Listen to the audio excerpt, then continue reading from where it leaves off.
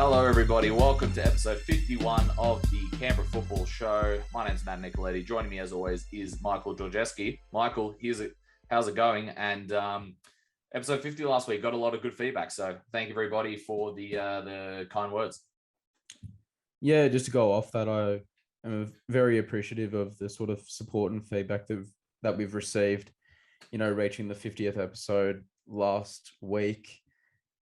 It's been amazing, sort of like we talked about last week, just the sort of road and the journey that we've been on to reach to this point, and obviously moving forward now into the future as well. But, you know, I just want to say it's been absolutely amazing. And I really want to echo the fact that, you know, it's been absolutely amazing, the amount of support that we've received from the Canberra community and surrounding regions. So I just want to say thank you to everyone that's been sort of with us, you know, throughout the journey, whether that's been from the start, whether that's been from sort of the middle, or even just now. So very excited to, you know, keep this going. And we obviously have a lot of football action to wrap up in this episode, Matt.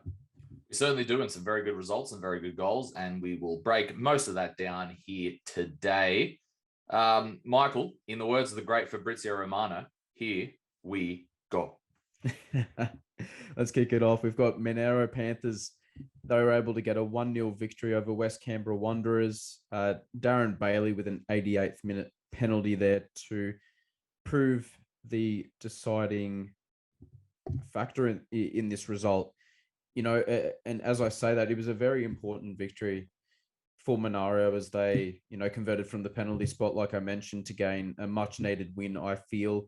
And I think you could really sense how important it was for Monaro when Bailey converted the penalty and he ran sort of straight towards the corner flag and sort of towards the stands where the corner flag is. He just sort of let out this big roar. I think that really sort of symbolized just what Monaro have sort of been through to sort of start the season. Not to say that they've been, you know, that horrible or anything like that. Like they've been far from it, but they also haven't been amazing. So I really felt like that was a symbol of them really needing a 3 points, and that's exactly what they got with that penalty so close to the end of the game. And on the flip side of that, I think it's a very tough loss for West Canberra to sort of take on the chin when you consider their difficulty to the start of the campaign, Matt. And I think they'll definitely consider themselves unfortunate that, you know, that they weren't at least able to come away with a point, given the effort that they had put forward throughout that game. And they obviously made it sort of very difficult for Monaro to break them down. And those losses always hurt, you know, when you put in such a strong effort like they did, and to go through almost the whole game thinking that at least you're going to come away with a point, and then for that not to turn into fruition is very sort of tough. But, you know, they'll need to bounce back, and that's all you can really do at the end of the day is, you know, it's one game and you move forward type mentality. But nevertheless, when you talk about the result itself, it's still very difficult. And I want to mention as well, it seemed that West Canberra player Ben Ops picked up a nasty injury during the game. And I know I speak for behalf of both of us that we hope he obviously recovers well and is back on the pitch soon. So good luck to Ben.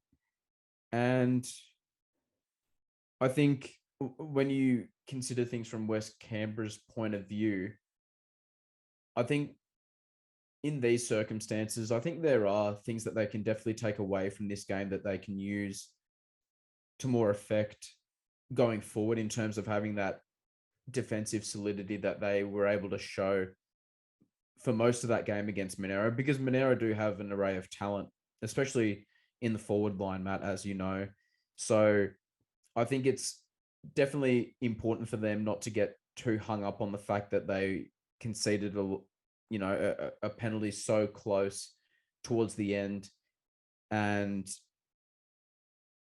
when you come up against a quality opposition against like Monaro are, there's no time to dwell on a result like this. And I know that it's only sort of round 5, but and we bang about it sorry, we bang on about it all the time in terms of there being promotion relegation stakes involved in this competition now. So every game matters, and you've just got to pick yourself up and go and deliver on the next occasion. Yeah, look, let me echo the sentiments you said about Ben Obst. Hopefully he'll be okay, because what a season he's been having. I know it's only a couple of rounds in, but geez, he's been one of the standouts for West Canberra, hasn't he? He's been pivotal to their play, creation, had some really good through balls, really good assists. So hopefully he is okay. Look, West Canberra, I know they haven't really got the results I would have liked, but last week they got a big draw against Tigers. They put in a good performance against Monaro as well. So it's definitely not all doom and gloom. They're just starting to get going in that regard, and that's more than a few performances now that they're good ones that they've put in against the big sides. And like you mentioned, it's a massive win for Monaro. It puts them back in the top four, especially with a few key victories over the weekend, like with Olympics victory, with O'Connor's victory, and with Croatia's victory. It was needed for Monaro to get themselves back on that win board, and they did. All right, let's move on to another match with an absolutely stellar performance from Canberra Olympic, 4-2 over Tigers. If you haven't, go back and especially watch that first half. It's one of the best halves you'll see in Canberra football this year on NPL TV. It was absolutely terrific. Olympic opened the scoring through Simon Rohan-Jones, who finished off a really good piece of play. Ahegi ended up giving him the ball at the end, and Ahegi will be a name that you will hear shortly quite a bit. Ahegi was able to score literally less than a minute later, getting on the end of a beautiful sort of so Rohan-Jones was fighting with someone for the ball. He was able to get his foot on it, get enough power on it, ball over the top to Ahegi, who once again, power, pace. Yep. It's just incredible. His power and pace. It literally, we mentioned it last week how who they versed couldn't handle it. Also, Tigers couldn't really handle it this week either. Tigers did get back on the score sheet after with Anthony Timotheu, cracking strike from outside the box, and that's a similar one to what will come later. There was one pivotal point in the match. Tigers did go 3-1 down, but they could have went 3-1 down a lot earlier when Jacob Cole saved a penalty from Alan James, and literally straight after that, Alan James, with what Russ called dancing feet in the box, did some little skills over the ball, beat a few players, put an absolutely thunderous shot. Unluckily for him, it hit the bar, but that was an impressive bit of play there. Cole made some really good saves as well.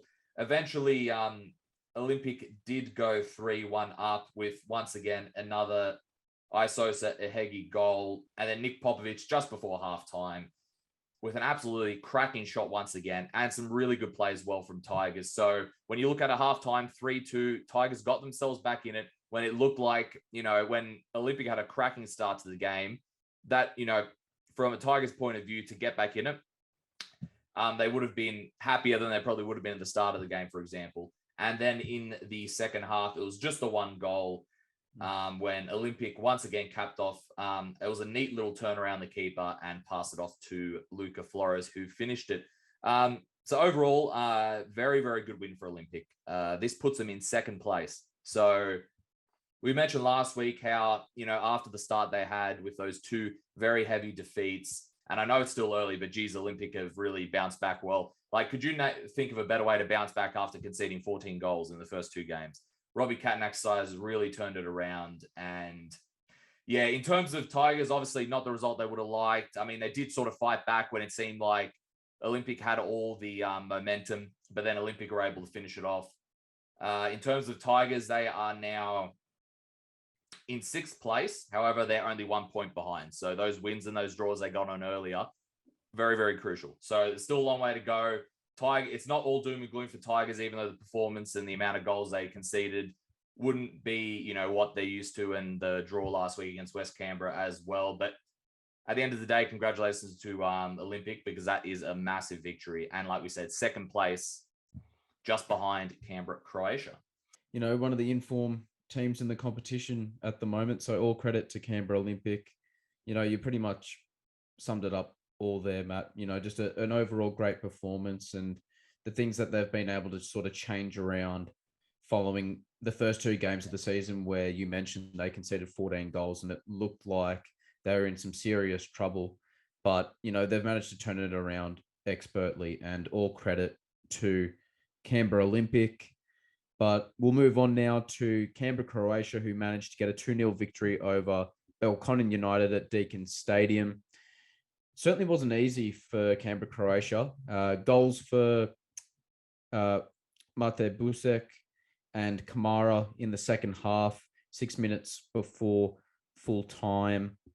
Got Canberra, Croatia all 3 points there. And like I said, it certainly wasn't easy, but, they did what they had to do in order to get the victory and maintain their spot at the top of the competition ladder. And we talked about it last week, Matt, I think when we were sort of previewing the game, that this is, regardless of where these teams are on the competition ladder, it always is a tight and tough game between these two, just because of the story and, the sort of history behind this fixture as well, because this is sort of, in terms of history's sake, this is one of the sort of two of the big teams in NPL, and they've had some cracking battles over the regular NPL season, as well as finals matches as well. So we know what comes with a match like this, and I speak for every spectator that would have been there this in the afternoon, as I was watching the game. As not only a fan of either club, but just a neutral as well. You can always expect there to be sort of fireworks and a good amount of quality football on display when these two teams come to meet, and that's what you got. I felt as though both teams sort of grew into the game. It was a little bit sort of rigid and patchy to begin with, not really either team being able to string too many passes together. And I think that really just spoke to both teams just, really needing to calm down and put a few passes together, which they managed to do. And, I think the key for Canberra, Croatia was being able to find the back of the net just prior to half time. It was a strike from Busek that took a slight deflection that, the keeper was able to sort of get his body in front of the ball, but he still didn't manage to keep the ball out from finding the back of the net. And I think that was a really sort of like a killer blow. It's good always strike though from Busek. It really was. It really was. And why I mentioned slight deflection is because, you could tell it took a little bit of a deflection, but that didn't really take away from the quality of the strike that Busek was managed to put on the ball. He still got a good connection on it, and he was able to obviously put Canberra, Croatia in front from outside the box. And I think going into the second half, Belconnen changed things a little bit. I think in the first half, they were able to find some spots and opportunities to hit Canberra, Croatia on the counter-attack, but they just weren't able to put the plays together that they needed to when they got the ball out from defense and, looking to move the ball quickly to catch Canberra, Croatia out from having their numbers sort of flooding forward. And I definitely think that they stepped up their play in the second half and managed to put their counter-attacking style and their pieces of play in those scenarios a little bit better than what they were able to in the first half.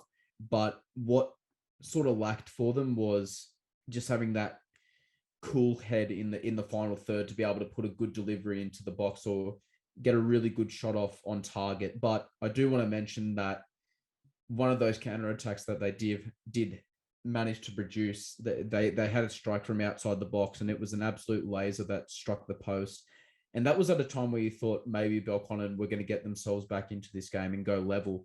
But obviously Kamara's goal, in the second half, 6 minutes from time in the 84th minute, sort of just put the result to bed. I think that's what you could sort of sense at that time. And that essentially gave Canberra, Croatia all 3 points. And you have to give Canberra, Croatia credit because, they've been in that position so many times, and they're just experts at being able to see off games and put results beyond reach. And that's exactly what they managed to do late in this game. Yeah, look, important victory for Canberra Croatia, as we mentioned. It means they go top, because if they didn't win this one or they drew this one, Olympic would have gone top. So it was important in that regard. Did it seem like Kamara sort of turned up a step when he went for that run as well? It just seemed like near the end, he just go back and watch it. It just seemed like he turned into another gear for that last 10 meters of that run. So good stuff there from Canberra Croatia. And I guess importantly for them, not just in terms of going top, but it gives them really good momentum heading into the massive Croatian derby next week against O'Connor. Just like another team, he has some really good momentum going into it. Next up, we have O'Connor Knights' huge 3-2 victory over Gungahlin United. Goal scorers, Pat O'Rourke, 2 goals, Jack Green own goal, and then for Gungahlin United, we had Jack Green and Bernabeu Madrid. Great electric opening from O'Connor Knights, courtesy of Patrick O'Rourke for them to begin the game. In the 6th minute, O'Rourke finished off a nice piece of team play. He cut the ball back in, and I think he sort of nutted the defender as well when he did it, and he placed it in the bottom corner. Then Jack Green was able to level it less than 10 minutes later. I think it was about 8 minutes later, when he got on the end of a free kick, and it was a bit of a scramble for it, but Jack was able to get on the end of it and put that in, which meant 1-1, and it was game on once again. And then Pat O'Rourke scored his second goal. I thought was, he was just able to have a fantastic run, literally from deep in his half. No one was able to catch him. Did a 1-2 with Connor Minot-Smith, and Minot-Smith, might I say, what a player he is. He is absolutely killing it this season, the youngster in NPL. And so is Pat O'Rourke as well. So he did a 1-1 with Minot-Smith and then was able to finish it. And once again, from what was a very, very close game, Gungahlin might have had more of the chances, but O'Connor were more efficient with their chances, which was key, but it was a very, very close game. And Will Roberts was able to get a low cross, and he was able to get it to Bernabeu Madrid, who, of course, was right place, right time, beat his man, and was able to place it. That made it 2-2. And then O'Connor Knights whipped in across. Jack Green went to go chest it out, and unfortunately for him, it went in the bottom corner, so it was an own goal, and O'Connor took the lead in that regard. But Gungahlin did have their chance to be 3-3 really late on. There was some drama. Literally 89th minute. The ref called a penalty. So essentially, my interpretation of it when I was watching it live, I didn't see what O'Connor were originally calling for. So I only saw the tackle, and I'm like, okay, that's a foul, right? Because of the way he tackled him, he cleared him. And then it looked like O'Connor was sort of trying to, get the ref to talk to the linesman. So essentially, my interpretation of it was one of the Habtemarians was in an offside position. He didn't touch the ball when the Gungahlin player had the ball, and he was moving it to the side to whip the cross back in before the challenge. And there was an O'Connor Knights player, and technically Habtemarian sort of just obstructed his view. So that's what so O'Connor were calling for an offside beforehand, before the foul. So in terms of all that, you could see it, and you're like, okay, I see how it was one of those situations where you're like, okay, I can see how it was a foul beforehand, but if the ref isn't calling that for a foul, I can see how that's a penalty in that hand. So it was sort of one of those ones where, both sides thought they had the right of the call. In the end, the ref ended up calling the penalty, but Jeremy Habtemarian ended up missing it, ended up putting it to the left-hand side, I believe, and after that, I believe there was one specific chance real late on, and Jack Miller with an absolutely terrific save. He has been one of the best keepers in NPL this season. So overall, very good win for O'Connor Knights. It was a very close matchup. I'm sure both sides felt like they would have deserved the points or a draw, or it was just one of those matches where any outcome could have came. Terrific matchup. Russ and Forshaw definitely had fun calling that one. And like we said, huge momentum for O'Connor heading into it. And well done to O'Connor for what they've done so far. This means that they are tied 4th place with Gungahlin. And since Dribble hasn't updated it properly, I just had to sort of do my own calculations on it. If I'm not mistaken, due to this win, they should be tied in terms of goal difference. So if it did go down a head-to-head and the season ended now, I think O'Connor would be up in that regard.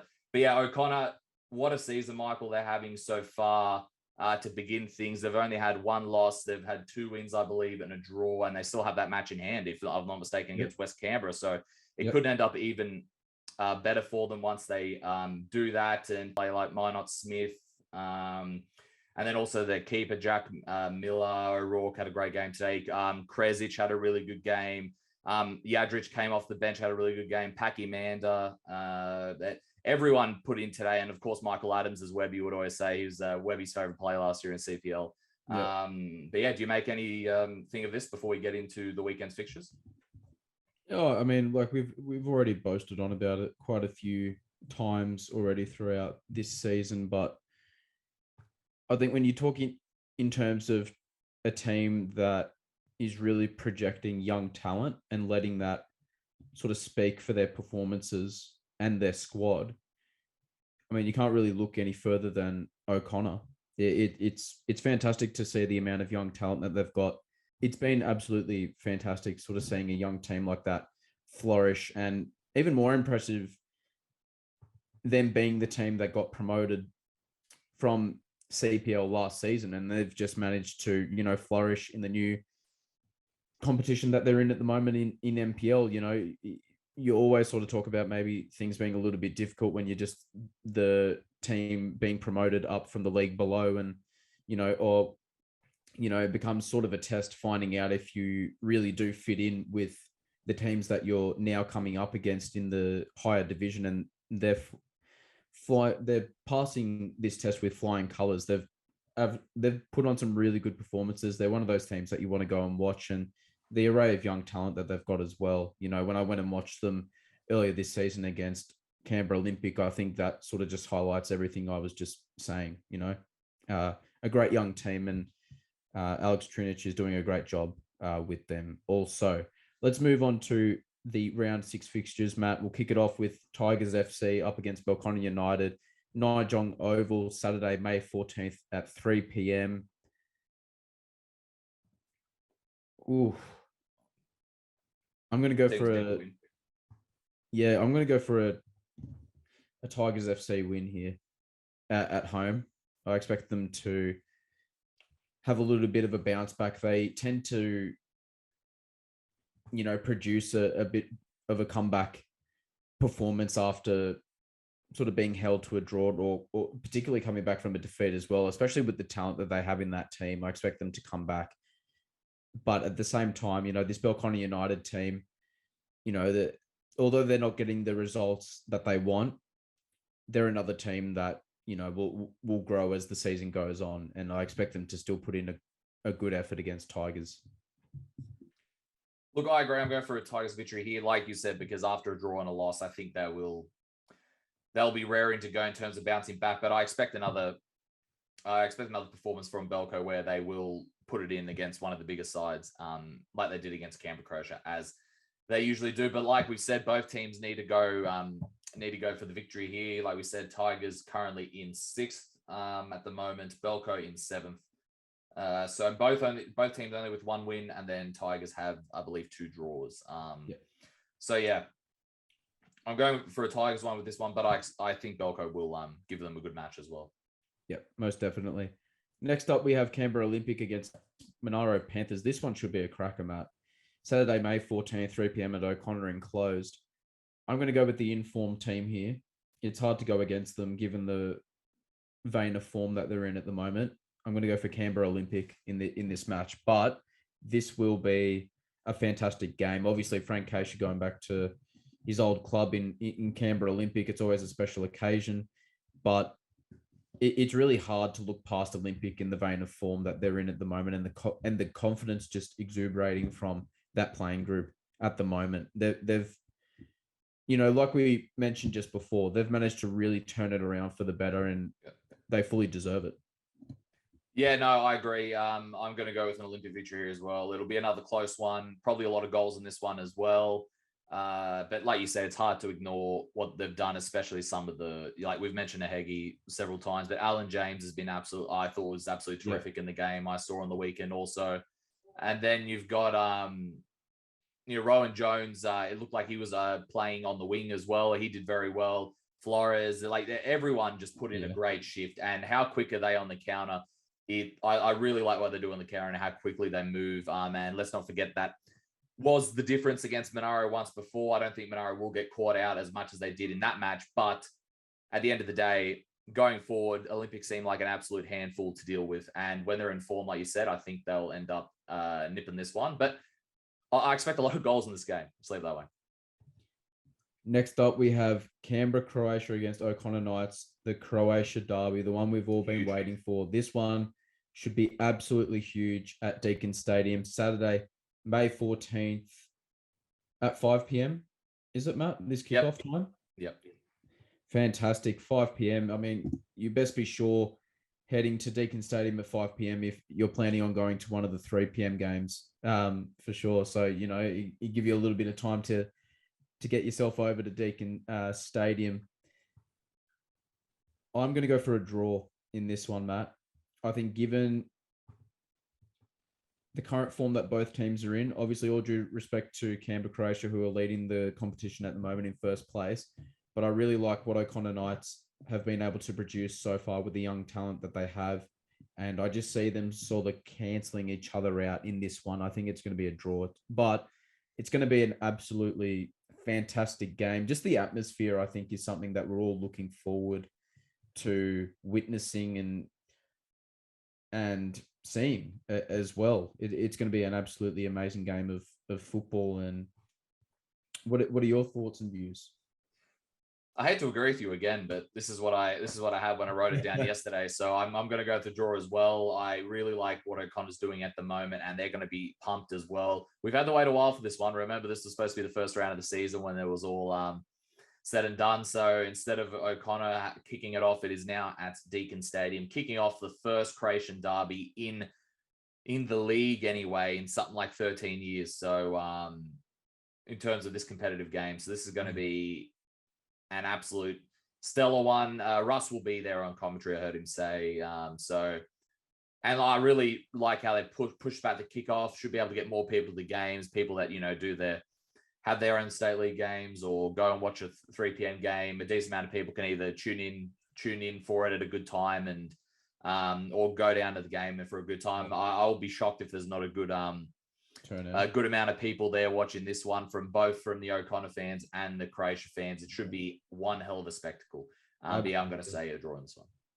Absolutely. I might even try and get myself out to try and watch this game after my match. So we'll see how that plays out, but it should be an absolutely fantastic game of football, like we mentioned. And lastly, we have Gungahlin United up against West Canberra Wanderers, Sunday, May 15th, 3 p.m. at AIS Grassfield 2.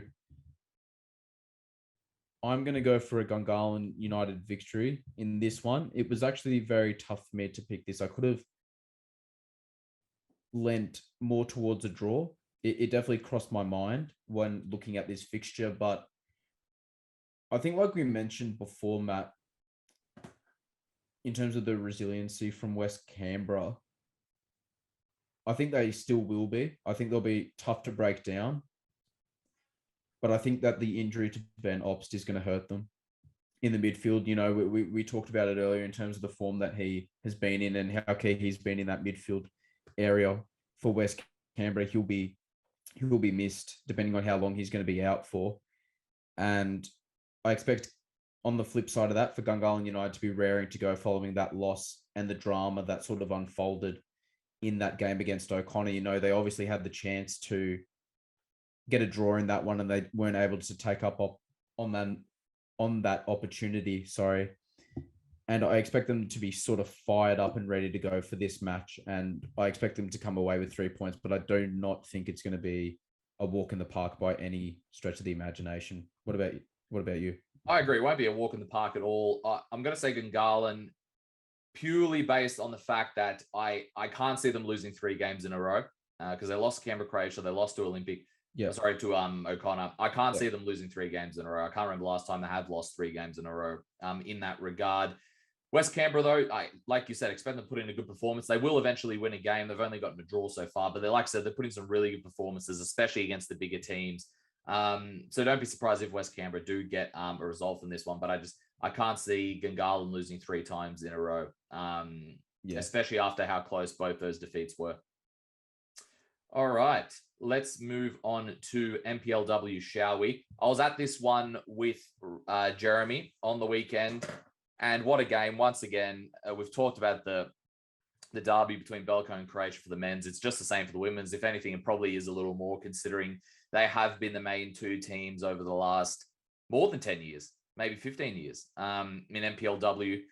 The goal scorers were Jenny Bissett, Shania, set in, and Diane Wilson, Talia Backhouse with the goal for Belconnen United.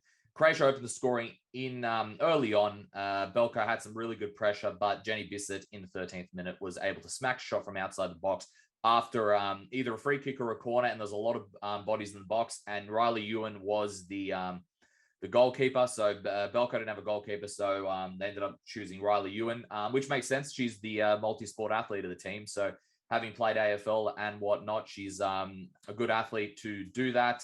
Unfortunately for her, the 3 goals she let in, there's not much she could have done. Like I said, the first one, shot from outside the box, there's quite a few people in there, so not much she could do there. Shania's goal was a goal from literally from the corner of the box, whipped in a beautiful ball over the top of Riley Ewan, across goal in the top corner. Not much any keeper really could have done about that. And the final goal, Bella Barrett provided a beautiful through ball to Diane Wilson, who was able to place it across goal. So credit to Riley Ewan. She made some really good saves as well during the game. And she did good considering she was a makeshift keeper for the day. There was a big red card, though, for Rhiannon Fenson. She'll miss the next game after she took down Kira Bobbin. We talked all game, Jeremy and I, how Kira Bobbin's pace was going to be key for Canberra to break down the Canberra Croatia defense.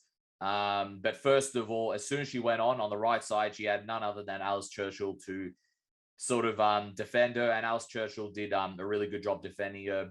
Kira Bobbin wasn't able to get down her side a lot, so they ended up switching it up, moved Kira to the left after a while, and Kira was able to get through in that second half. She got through a few times, but that main one in the second half broke away. Fenson cleared her out from the side when she was the last man. So the ref ended up consulting with the linesman, so it took a while to get the decision. But with those big decisions, the red card, usually it's what people complain about when the refs just make a decision immediately for a red card. So it was good to see that the refs were sort of colluding with each other and took their time to get that to make sure that they felt like they made the right decision there. And it did end up being a red card.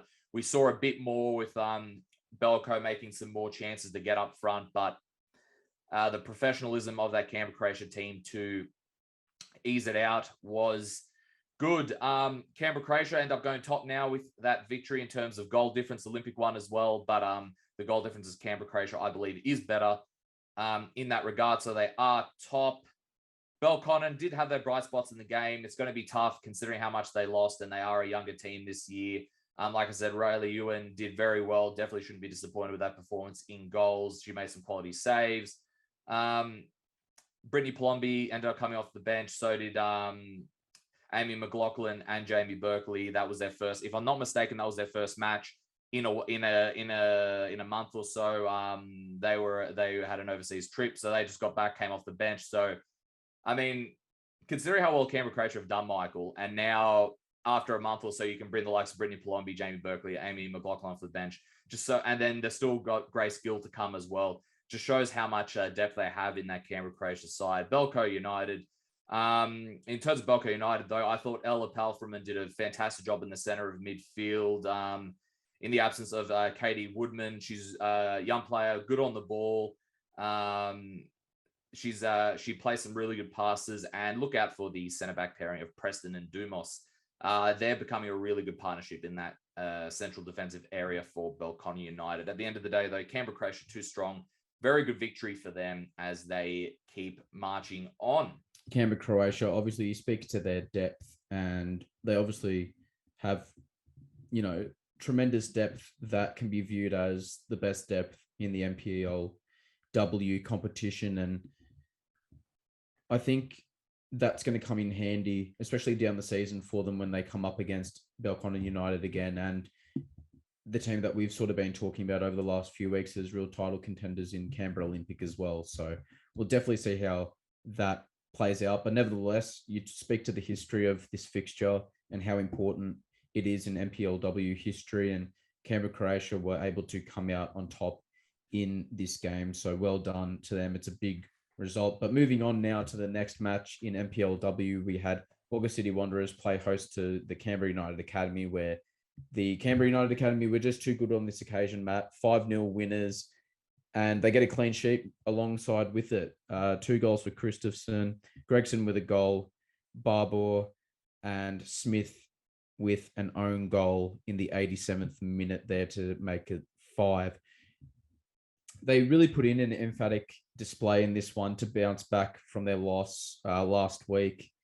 And 4 of their 5 goals in this match came in the second half. So I think that really showed that they weren't able to execute on the things that they wanted to in the first 45 minutes. And they rectified that in the second half by putting forward a much better performance. They were obviously more clinical in front of goal. And I really want to highlight the 4th goal that they were able to score in this game. It was a well worked goal from outside the area, where one of the players was managed to find a little bit of pocket of space just outside the box, and they managed to play a beautiful sort of dinked through ball over the top of the Wagga City defense, where Christopherson was able to finish and put the ball in the back of the net. So I really want to pay, respect to that fantastic bit of play. CUA, they'll definitely be happy with the performance and clean sheet, like I mentioned, as this is something that they've managed to produce on a couple of times already this season. Being able to play that style of football that we know that they play, where it's very possession based, but they're also managing to couple that now with defensive solidity and being able to get clean sheets. And that's exactly what you want. You want to be able to play well, score goals, and keep clean sheets. And that's what they've been able to do on this occasion. So props to CUA for that. This was obviously Wagga's first game without Sam Gray at the helm. And I still think those girls can be proud of the effort that they were able to put in against a Canberra United Academy team in the sort of form that they're in, despite the setback that they had last week, CUA. I still think that Wagga, no matter who they play against, will put in a massive effort. And I'm sure that those girls were really fired up to really, make a statement in terms of them moving forward without Sam Gray guiding them, because he had been there for a while. And it's just going to be a bit of an adjusting period for that team moving forward without him in the coach's box. Matt, what are your thoughts, if any, before we move on to Canberra Olympic versus West Canberra Wanderers? No, I'm just impressed with how quickly Canberra United Academy are improving this season. You mentioned it all there. Jeremy's mentioned it in the past as well on the show. They're really shaping up Canberra United Academy, and so early. We did say it might take a while, but it seems like they're shaping up already. And like you said, it's going to be difficult in that first transition game without Sam Gray. Thanks for his comments as well, and we'll try and get him on the show actually for a future NPLW segment if he's keen to do that. All right, next up, Canberra Olympic. Also go joint top, but behind on goal difference to Canberra, Croatia, 5-0 over West Canberra Wanderers. Roden, the former CUA player herself, with 2 goals, Michaela Thornton with 2 goals, and Tiana Miro with a goal. Also, like we said, Canberra Olympic continue their brilliant start to the season and another clean sheet as well to add on to that. And in terms of West Canberra, we did talk about how they were top of the table, 4 from 4. They hadn't versed the big 3 yet, but it's easy to just say that. But at the end of the day, all those coaches that aren't one of the coaches of the top 3 teams, they would be trying to aim to get as many points as possible when they're not versing the top 3. Ray Castro is the one that can say he's done that so far. So the first 4 times he hasn't faced the big 3, he's gotten 4 wins from 4, 12 points. So this was one of those tests for them to see how They would do, like we mentioned, West Canberra, like some of the other sides, a younger side. There are positives they can take from this. Like I said, it's very difficult when you're coming up an Olympic side. Got the draw last week, and we've mentioned this several times, but you got someone like Michaela Thornton just absolutely just blasting, running at you. It's just, with that much pace, that much explosion, such a tough player as well on the ball. She was heavily involved in a lot of these plays. Jaloka did very, very well for a few of these plays as well. Roden finished off very well.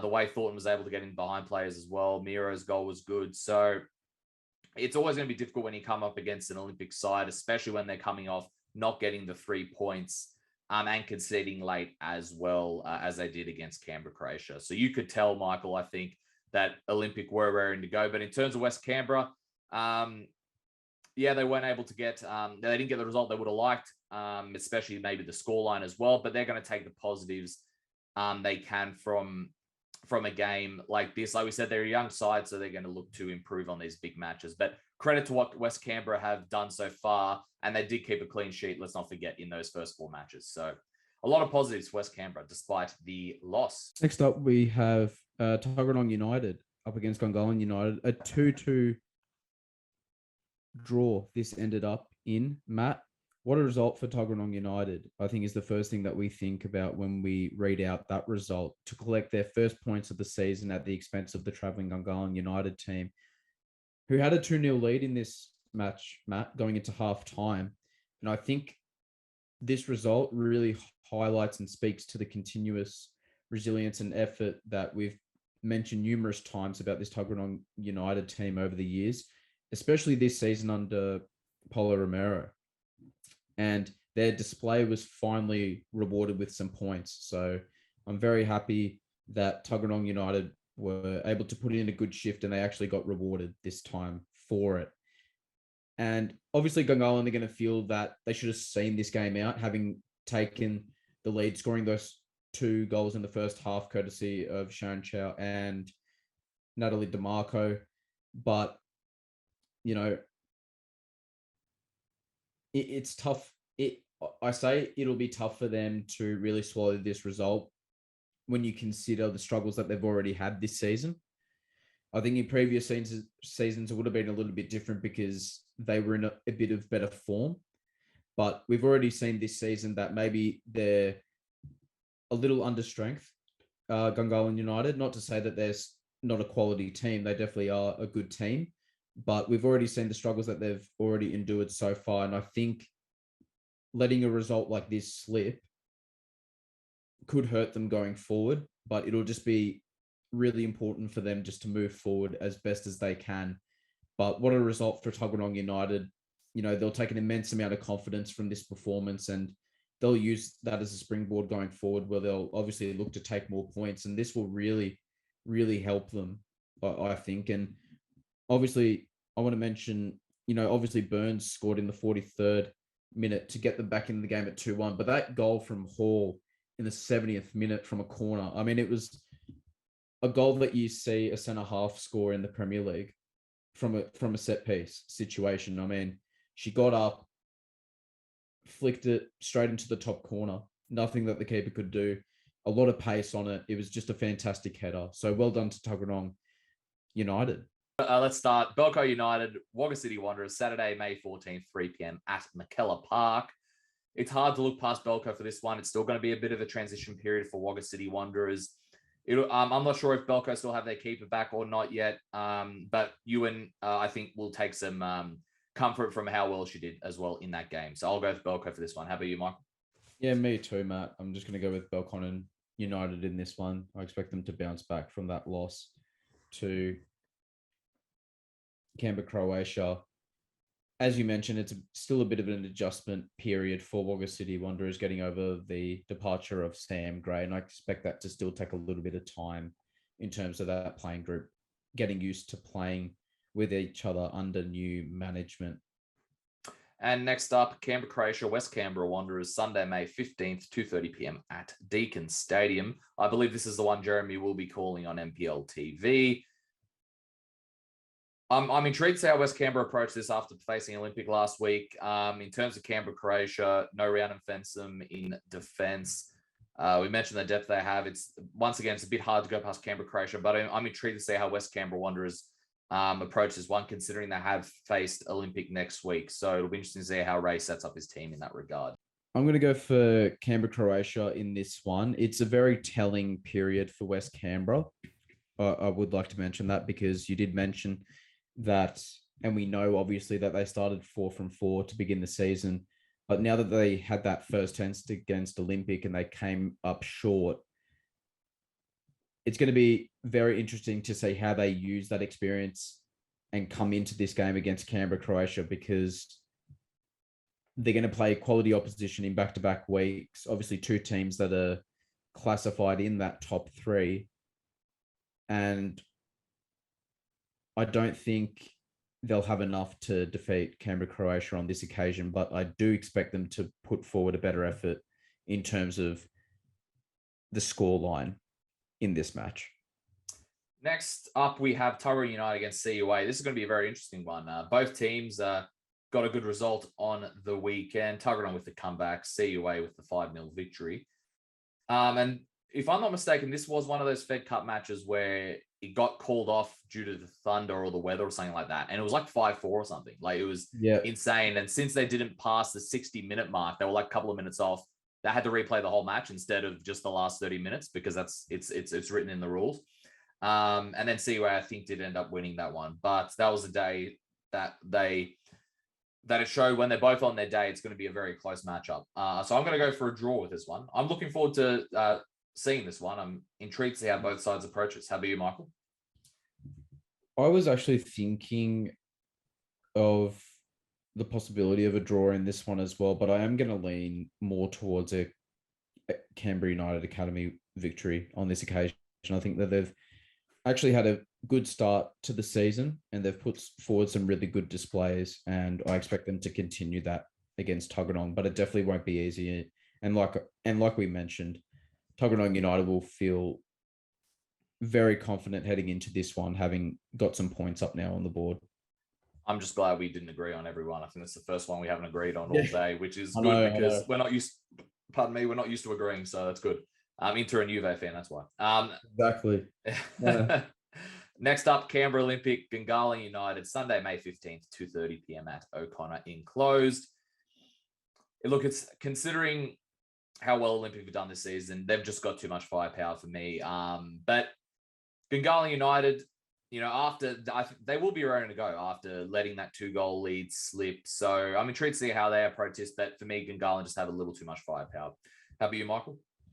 Exact same for me, Matt. I'm going with a Canberra Olympic victory in this one. I do expect Gungahlin to be a lot more prepared and fired up in terms of, showing a retaliation from letting a 2-goal lead slip against Tuggeranong United. And I think that they'll definitely put forward a better effort, but it's not going to be enough against a quality Canberra Olympic team that are in some great form at the moment. CPL action, where we kick things off with Wagga City Wanderers, who defeated ANU 1-0 in this one, Matt. Polongas with a goal in the 40th minute that proved to be the deciding goal in this game. The striker was, it's what proved to be the difference in terms of what it took for Wagga to claim another home victory for the season against a side which was considered one of the sides to battle for promotion at the start of this season, Matt. So, for Wagga City, 2 wins and a draw so far in 5 games is a good return, and more importantly, a good start for Wagga. Just quietly going about their business. No one's really talking about them a whole lot. Obviously, that is due in part to the form of Queanbeyan and Tuggeranong United that we will get into later as we break the other matches down. But concentrating on this one, it's not a great result for ANU, who have now suffered their 3rd defeat already this season, Matt. That means that they're already 9 points behind Queanbeyan City, who sit in pole position at the top of CPL. And unfortunately for them, it doesn't get any easier, as they take on Canberra White Eagles in their in their next match, which is always a close affair. And we know the history of that fixture, in CPL. A great result for Wagga City Wanderers, Matt. What are your sort of takes or thoughts on a result like this? It obviously gives them a whole lot of confidence, and I don't think a lot of people would have seen them winning this match. Look, I don't think a lot of people would have, but in a way, I'm not surprised because we have talked about how much Wagga have improved this season. We talked about how last season, they still, were losing all the players that they did last season from that championship winning side. It was always going to take time. And like you said, quietly going about their business. I've been very impressed with Wagga, the results they've gotten. Beating a team like ANU, taking the lead against Queanbeyan and putting in a good performance against them. Doing well on the road. David Lennon's doing a really good job there and very well done to them. In terms of ANU, I think you said it there.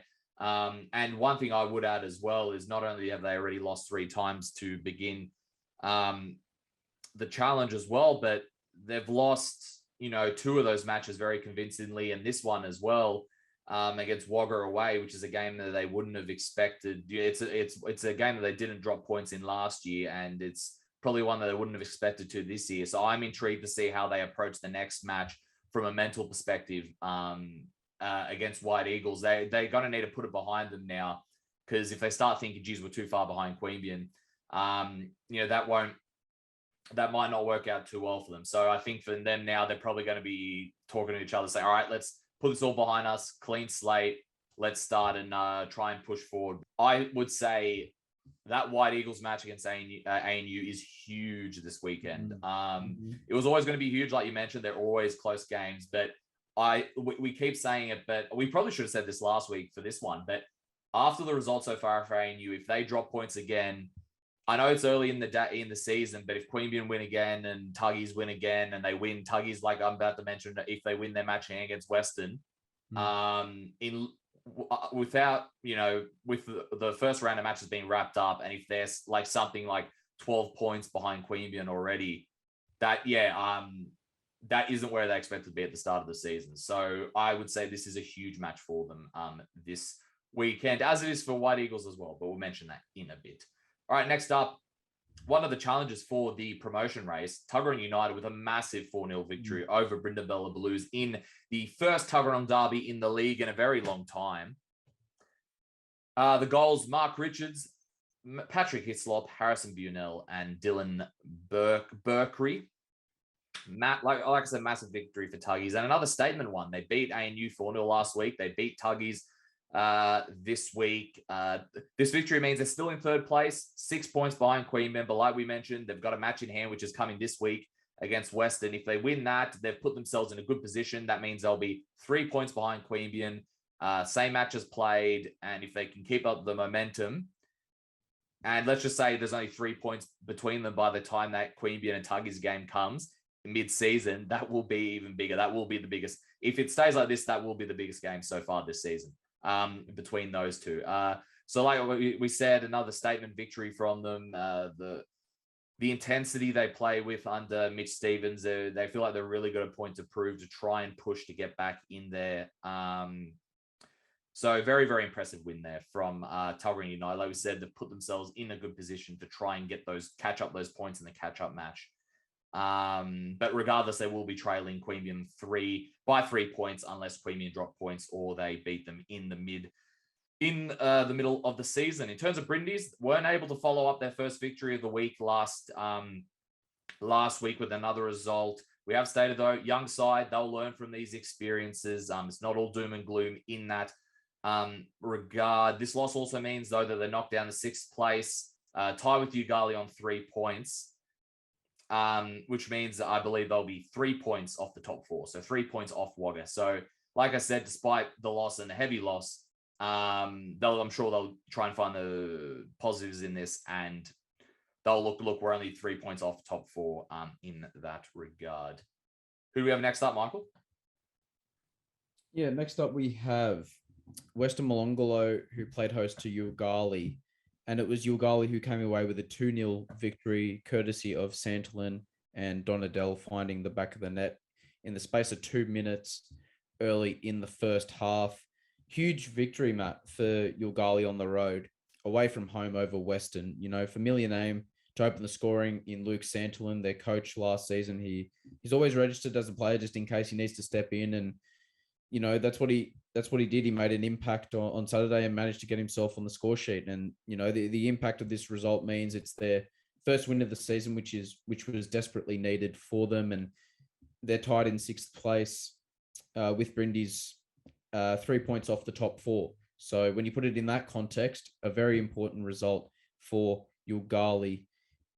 Obviously not the best day in the office for Weston. However, this loss means their first points and victories are still eluding them, which is a difficult position for a club to be in when all you think about is we need to start our season, we need to win, and they're just not coming. The results aren't coming through week by week, but you just need to always instill that mentality that things are going to go your way eventually, but you need to put the effort in to be able to reap the rewards. So they just need to keep at it, Weston, and they'll have some luck eventually. Hopefully go their way throughout the season. Okay, I just wanted to bring up a social media post that Yoogali had on their Facebook page. I'm not sure if you saw this one, Michael. Yeah. Caption: 1 goal, 1 assist, no big. You do it all the time. Not sure if you can sort of see it. You got Luke Santel in there, photoshopped head, quality meme posting there from Yoogali, one of the best social media accounts that we have in the Canberra leagues. I think that's on top of the Harry Maguire image. So quality stuff. One of the top social media things in the game here in Canberra, and like I said, massive victory for Yoogali. First 3 points, got it done on the road. Good to see Luke Santel in on the scoreboard as well. Like I said, they're only 3 points off the top four. So despite not having the best start to the season, they'll be looking at this saying, look, we're not that far behind. So they're going to be using this as a good kickstart for themselves moving forward. Next up, another huge victory. Queanbeyan City make it 5 from 5. Huge stuff for them. Got a 3-1 victory over Canberra White Eagles. Canberra White Eagles goal scorer was Kagla. And then Queanbeyan City, Has Furehe, Al-Dalahi, and Tejerin Dorji. Sorry for butchering absolutely all those names. As always, we should all just put a disclaimer before we start pronouncing some of these names. I think it's not just me that gets them wrong. No, well, I don't think it's just you this time anyway. 5th victory on the trot, though. Like I mentioned, for Queanbeyan City, they're the only undefeated team left in NPL2/CPL, and overall, I believe they're still the only team to win every game out of all the 3 major leagues. Senior leagues in Canberra. There are still some undefeated teams, specifically in NPLW, but they're the only team to win all 5 games in the league. So impressive stuff from Queanbeyan City so far, as we've mentioned before. 2 of the goals in the first half, like we mentioned, Fureja and from Delahi, they are becoming regular goal scorers on the board for Queanbeyan City. And we've mentioned how much variety they've had in their goal scorers, but they seem to be 2 of the more specific ones we've seen. In terms of Dorji, I'm not sure if this is his first. I believe it's his first goal in the league. I could be mistaken there, but the Bhutanese international, it seems to be fitting into life well in Queanbeyan City. So good to see him getting on the scoreboard as well. We mentioned this several times, but it just to stress it at home, impressive because, like we said, 6 points ahead of Tuggies. At the very least, it'll be 3. They've 5 from 5, but like we said, what's impressive is all 3 of these games, it's been a decently, convincing win, right? 3-0, 4-0, 3-0 against 3-0 against ANU, 1-0 against Tuggies, probably their closest one. But they were able to get that victory, and then 3-1 against White Eagles, one of their main rivals. So all 3 of their major things, they've gotten good, solid victories, and two of them they got clean sheets. So that's what I would say is more impressive. Less so the wins; it's more like how they got the wins, which is what's really impressive for me from Queanbeyan City. So it seems like them turning down the expectations at the start of the season is working so far for Goran Josifovski's side. Like we mentioned, if they're able to keep up the good form, that next Tuggies match is going to be an absolute cracker. In terms of White Eagles, though, this is only their first loss of the season. They did get a draw against Brindis, though, so that means they are still in second, considering the Tuggies match in hand. So they're on 10 points, 5 points behind Queanbeyan City. Obviously, not all doom and gloom for them. Though I'm sure they'll take what they can from this match, put it to the next match against Queanbeyan. I mean, it's never an easy pill to swallow when you lose in the derby against one of your main rivals. So they definitely wouldn't be happy with it as a result. They'll be thinking, all right, let's try and push forward with this one. Like we said, they might slip to third, though, if Tuggies win midweek. But it's not all doom and gloom for Canberra White Eagles. They'll be raring to go that next match against Queanbeyan. So that should be an interesting one. What are the matches we have this weekend, Michael? First up, we've got Queanbeyan City, like we were just discussing there with their victory over White Eagles. They'll be playing host to Weston Molonglo Saturday, May 14th, 3 p.m. at High Street. You got to go with the informed team, the team that's red hot on fire, Queanbeyan City in this one. Matt, what about you?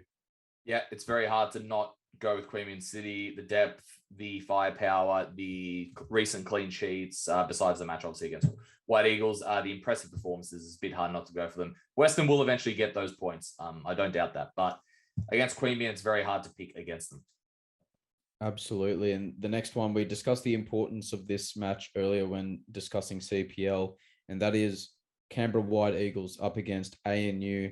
Saturday, May 14th, 3 p.m. at Woden Park Enclosed. This is a huge game for ANU, Matt. Yeah. Vital. But in recent history, they've seemed to always find a way to nip past White Eagles in this fixture.